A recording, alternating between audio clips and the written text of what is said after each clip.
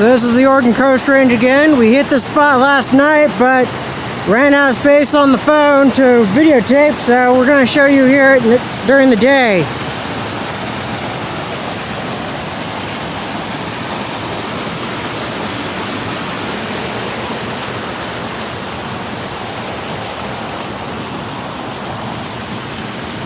So this is a headwater stream in the Oregon Coast Range, and sometimes flipping stuff along the edges is good. We got a net so we can look for stuff in the creeks. Oh, here we go. We got a Dunn salamander there. This is the melanistic one. So formerly known as Gordoni. So put this down here. Put them back under.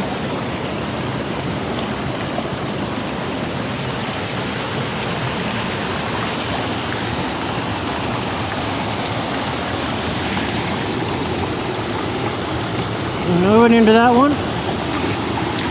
At least no one we're interested in.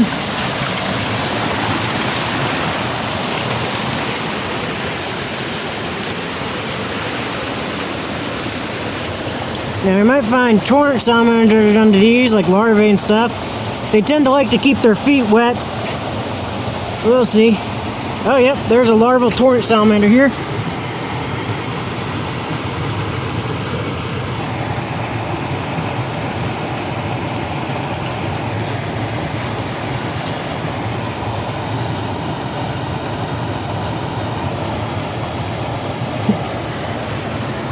I'll try to put some rocks back for him to go hide under in a way that won't crush him, hopefully. Put it like that.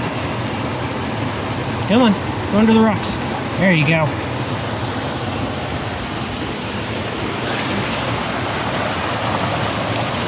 Got one of our native violets blooming there. I think this is streamside violet, so Viola glabella.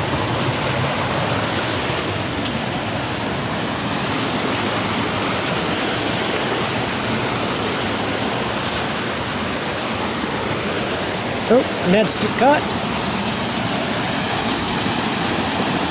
So yesterday it was raining, but today's been sunny all day. Let's see here. Oop, thing's floating downstream. So under rocks like these, you might get Dicamptodon or Ascaphus, so giant salamander larva, or tailed frog larva. And, oh, we got a racket trident. And then we got a stonefly nymph. So we got a little racket trident larva there. Another stonefly nymph. Oh, we got a tailed frog larva out and about on the surface here. Let's see if we can't really see them too well with the water. But that little black thing wiggling back and forth is our only sectorial larva of anurans. I'm going to go up a little bit. There we go. See them a little bit better there.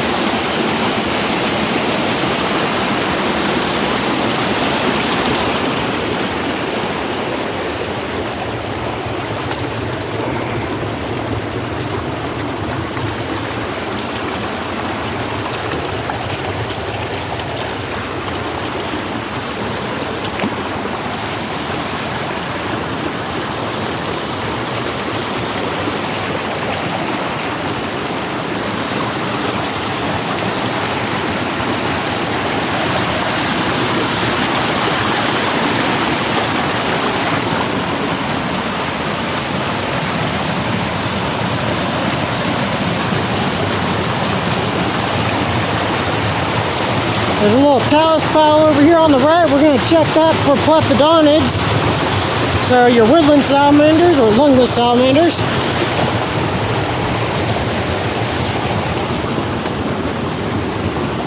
Oh, there's looked like a dunni, one of the melanistic dunnis probably. Squirreled on down. Deeper. Little spider.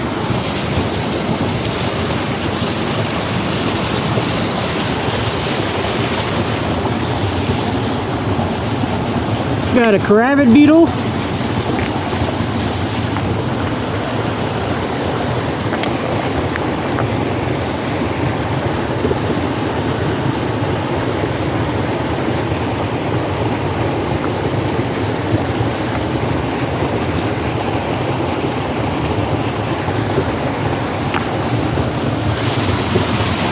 Got a western trillium blooming there.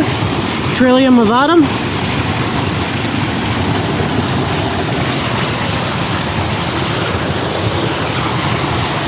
Alright, so we're going to flip some of these rocks here with the net downstream. And so this is sometimes called rebel rousing. We're going to do a method that's more called soft touch. But I think in entomology they use the term kick netting. So we're going to try to set up the camera here. Because I can't do it with, I won't be able to do it with one hand.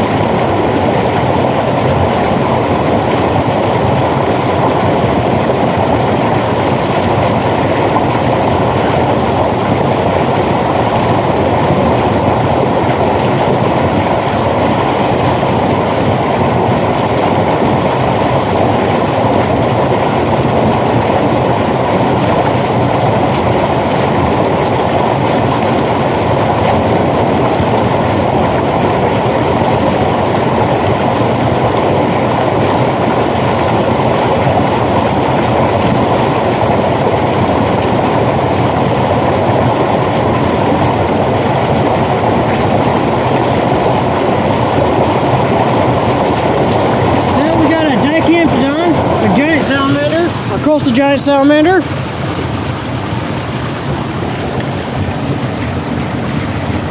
Missing the tip end of its tail. So this one's still a larva, but it's a larger larva. So we're going to set him back in a pool off to the side here.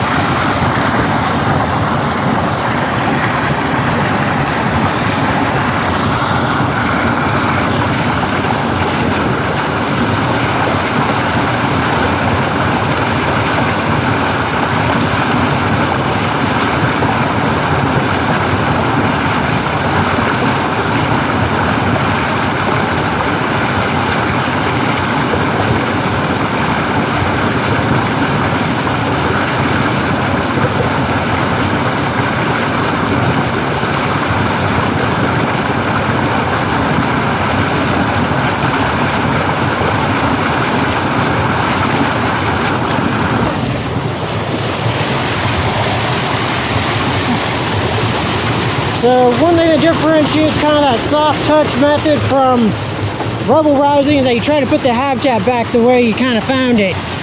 Rubble rousing is generally considered more destructive to the habitat. Both of those are survey methods used to look for amphibians.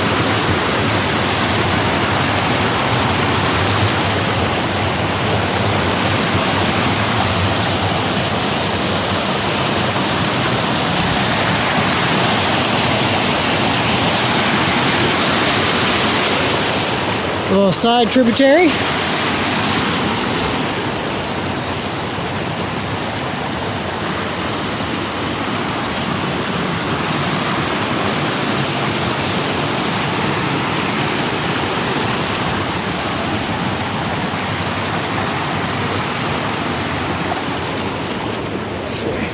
These nice little sepia edges here are good for torrent salamanders. We'll see if we can see anything in here.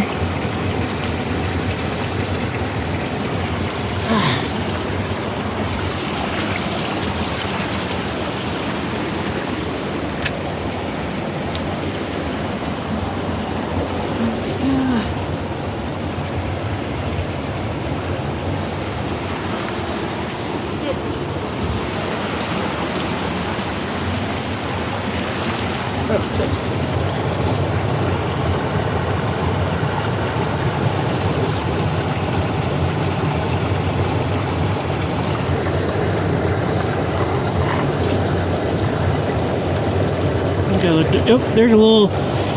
So there's another. That's a larval. So that's a smaller larval than what we saw earlier. That's kind of cool with the camera's flash on. You can kind of see the eye shine there a little bit. So put this back a little bit. Let him get on his way.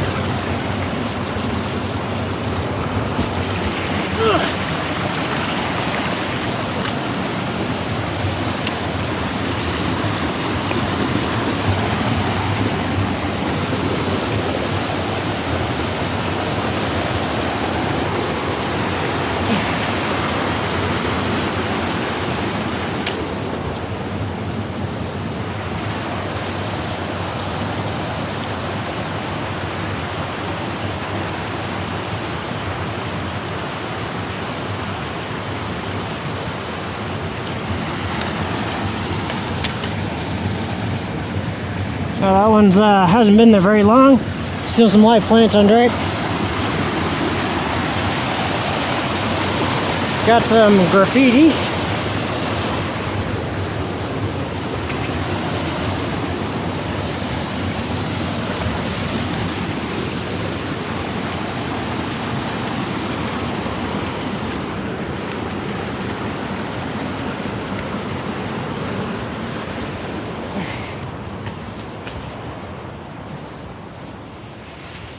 Check under some of these rocks here. Sometimes you get vehiculum and dunni under them. If lucky, you might get a giant salamander.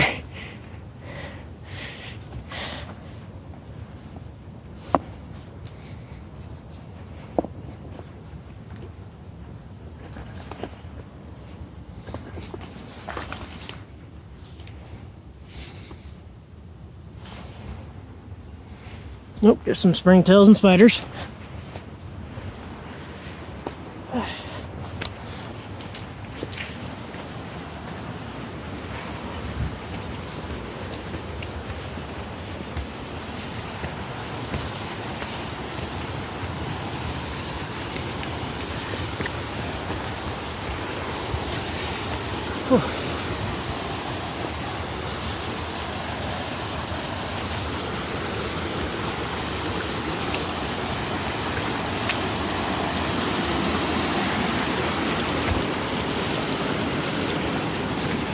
Kind of Waterstrat and Dicamptodon looking.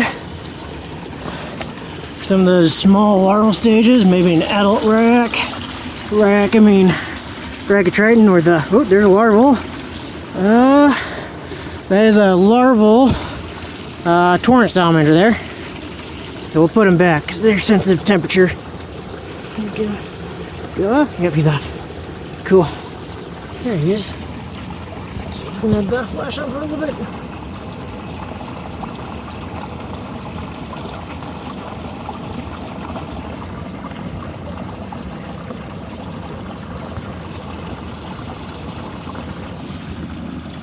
Put a little rock here for him to go hide under.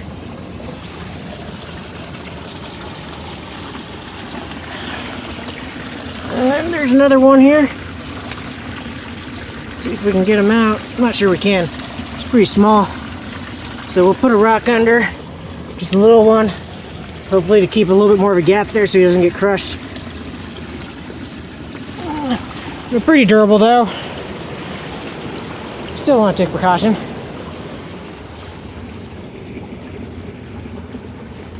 Let's see here.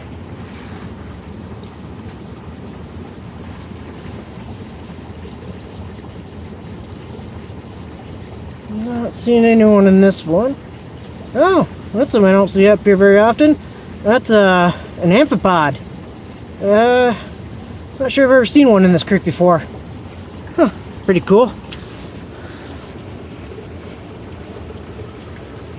Oh, that one got real muddy underneath. Let's see if we can feel anything or shake anyone up. And this is when it's nice to have a little bit better of a net. A little small net to kind of filter through those small little bits. Which is, if we were doing Triton or Torrent Salamander surveys, that's what we'd have. There's more of our native violet bloom in there.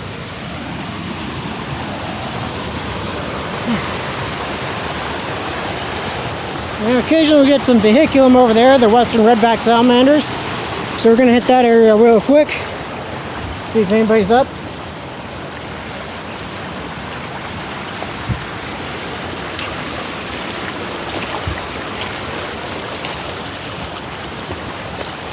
And hopefully I don't trip and die, you know, stuff like that.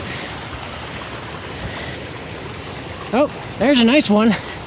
Nice, beautiful red one.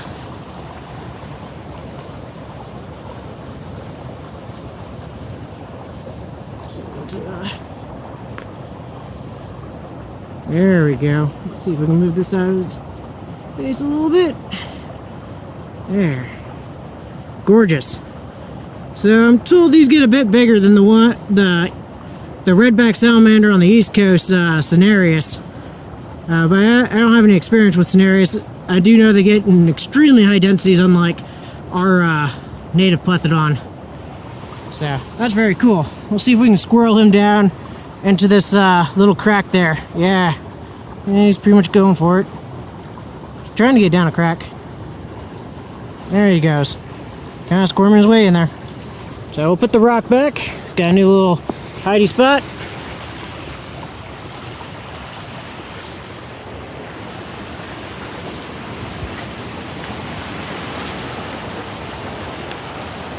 And little bark piles are nice. You can find all kinds of things under the bark.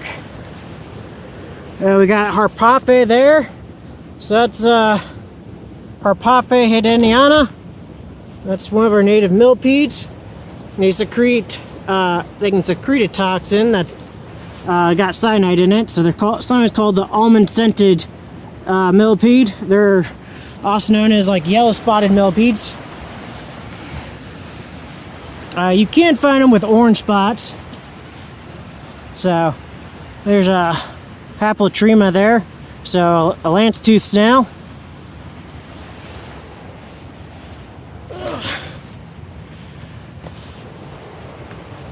There's some bark just laid up on there. A good way to find certain salamanders is by peeling bark, but that's very habitat destructive, so we're not going to do that. Got another one of those. So there's a millipede there. Now it's a different type of millipede. It's a polydesmid, but I don't know what species that one is.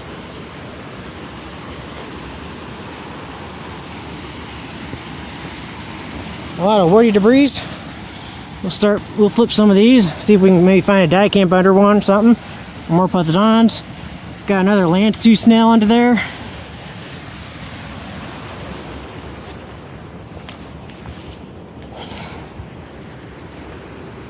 Don't see anyone under there. There's a soil centipede there, which are pretty cool. So it's like geomorpha or something like that is the group name for them. So they're pretty cool. Let's see if we can stir them up a little bit. Move around. No, he doesn't really want to move.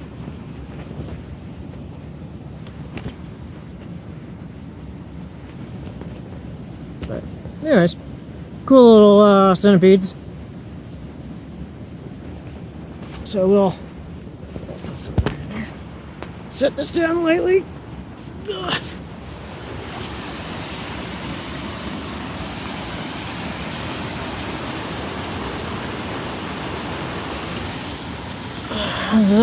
Nobody under there.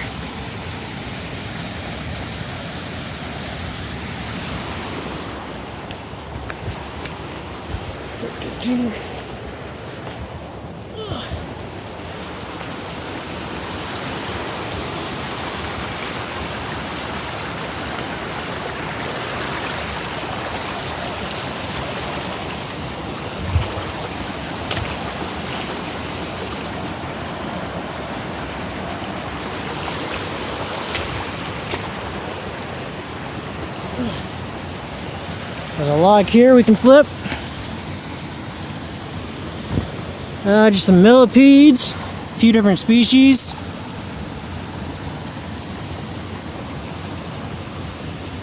There's some wood lice in there, which wood lice are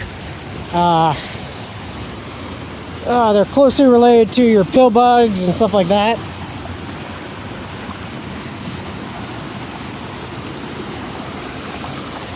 Another little log to flip here. That one's pretty fresh.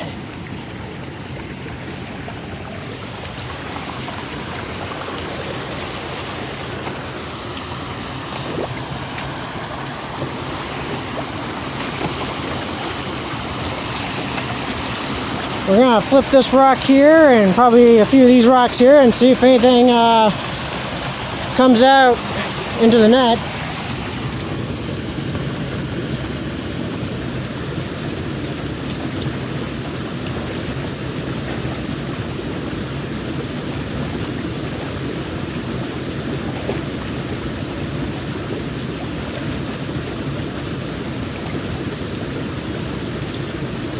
Got a crayfish, crawfish, whatever you want to call it. There's our native signal. Now, we do get a few of those in here.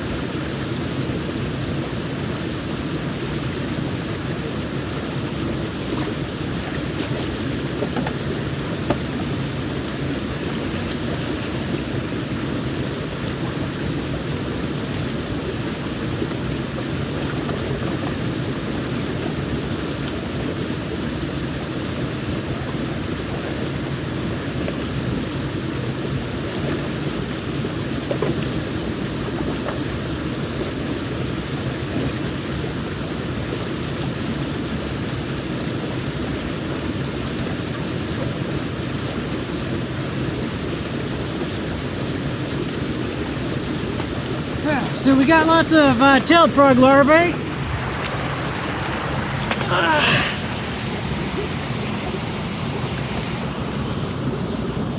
So there's Ascaphus truei, the coastal tailed frog. So these are second year larvae based on their size. There's another one back in here. Their color and modeling often matches the surrounding rocks a bit. So there's an area down in Southern Oregon where the rocks are greenish blue, and the larvae down there have kind of this nice, beautiful green-blue pigment on them. So that guy's missing part of his tail. A lot of times they'll have a tail spot, which you can kind of see on this guy here, but not all of them will. And it varies a lot. You can see that. So we'll put these guys back.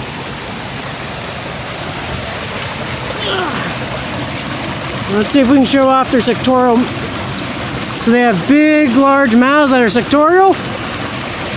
Let's see if we can get one to suck onto something here to show you.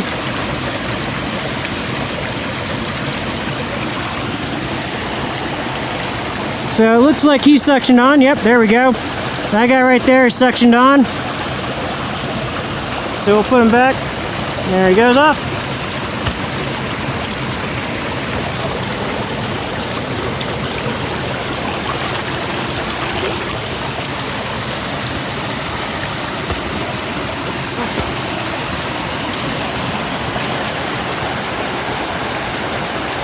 Anyways, showed you a few ways to look for critters out along these headwater streams. These headwater streams are gorgeous. Some of my favorite habitat. There's some stuff that are more focused along inside the stream, and some are a little bit further away. So, probably about to run out of memory, so we'll stop the tape here.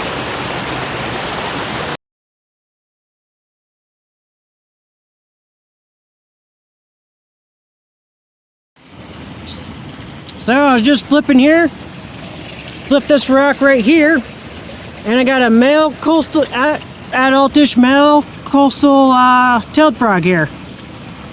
And so with these guys, you can tell they're male. Oh, hopping away. Oh. Because they have males are the only ones with tails. So the tail there is actually an external copulatory organ.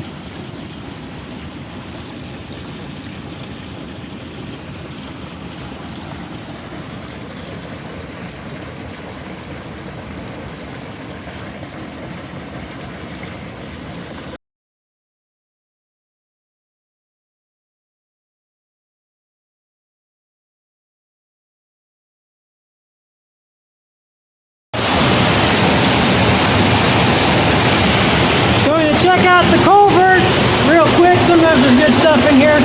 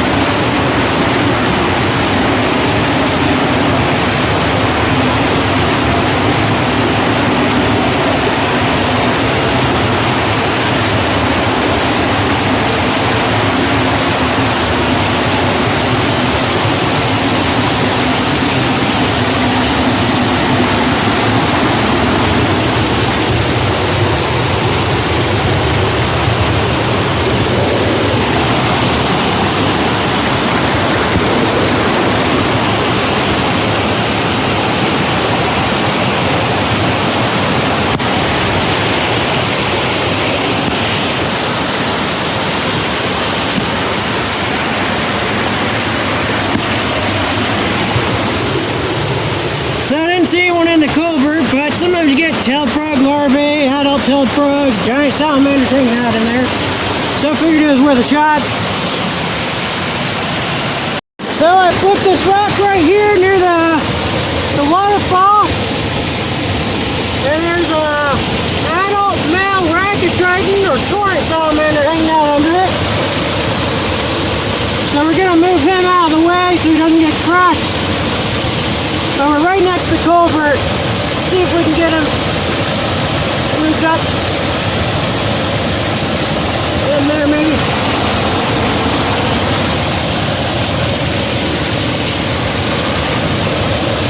This is a fly larva, a crane fly larva. You'll find them in the creeks too.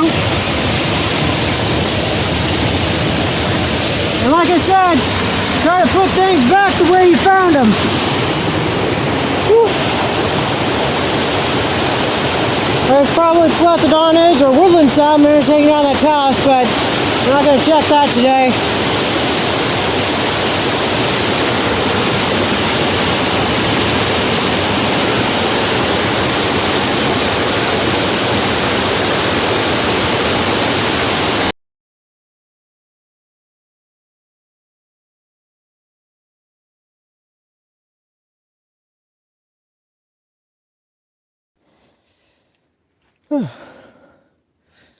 Out in the forest here, I was looking for other stuff. We're a bit further away than where we were just a little bit ago, but I found this nice big log here with a bunch of bark on the ground. There's a lot of insect activity based on all the sawdusty like material. So I figured check out, try to flip some of this, see if we can find any Plethodon salamanders. Guessing like an Neottia, something like that, because we're a bit far from water. Sometimes in these piles off the side you'll get cloudeds as well. Might get some vehiculum. Probably no Dunn salamanders. Used to be a large beetle of some type. Let's see here. Ooh, that's kind of falling apart there. We got some mushrooms growing. Ooh. It's pretty rotten, but holds its shape mostly.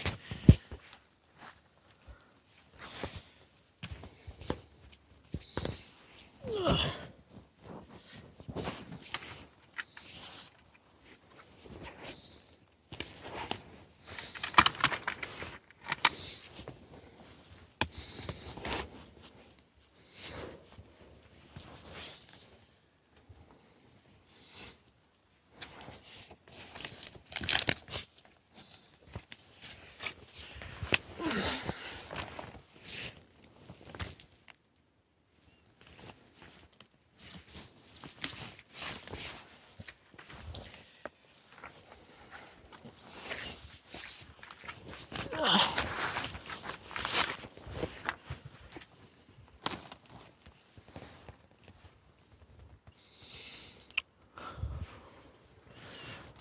Some mycelial mats.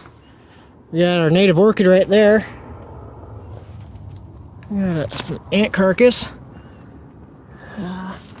Huge mycelial mat in there.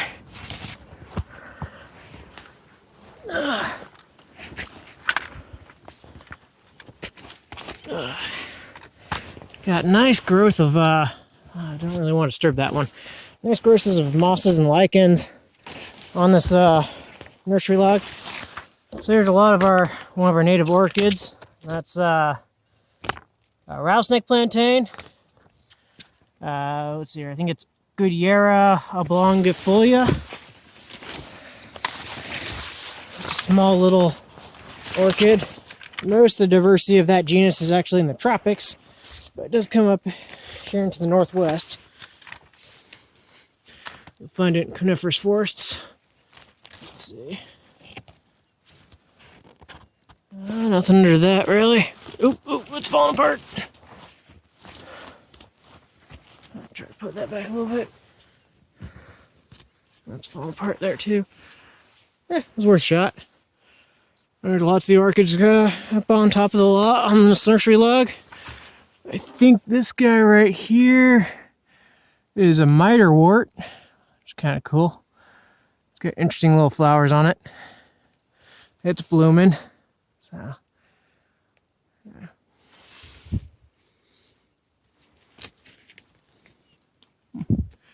Actually, that might be an orchid. It's got very strange flowers. I'll take some photos and double check later. Some of the early flowers make me think it might have worked, but we'll check later after I take some photos.